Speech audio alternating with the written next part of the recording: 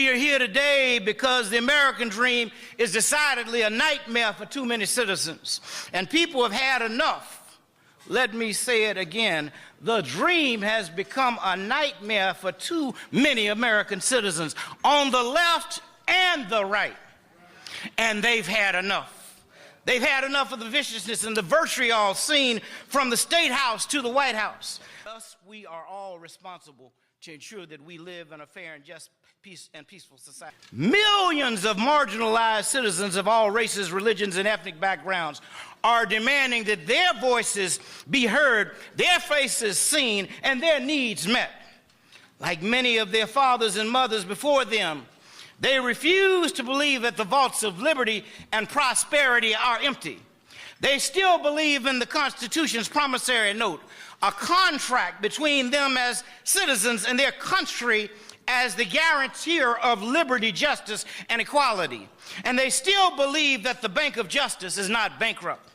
Meant for every opportunity to help people vote rather than every excuse to prevent some citizens. The Constitution declares it is self-evident that all women and men are created equal, that all women and men are endowed with inalienable rights. And let me go back to women being created equal, because let me tell you, brothers, all men, you got to get your house in order quick.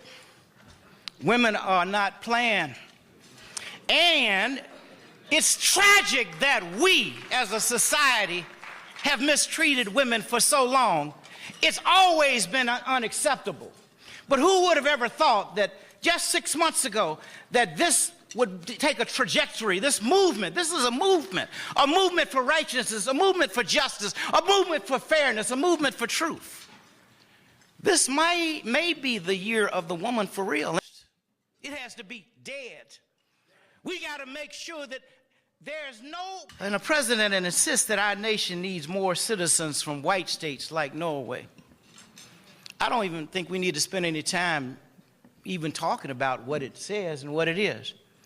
Now, the problem is that you have a president who says things but has the power to execute and create racism. That's a dangerous power and a dangerous position. And we cannot tolerate that. Now, what I say was a suggestion a couple years ago. In fact, that's why I was meeting with, at that time, is we got to find a way to work on this man's heart. You see, think about it. George Wallace was a staunch racist, and we worked on his heart, and ultimately George Wallace transformed. So don't tell me we can't transform. We've done it too many times. We're not working hard enough. And I would hope that we go forth to work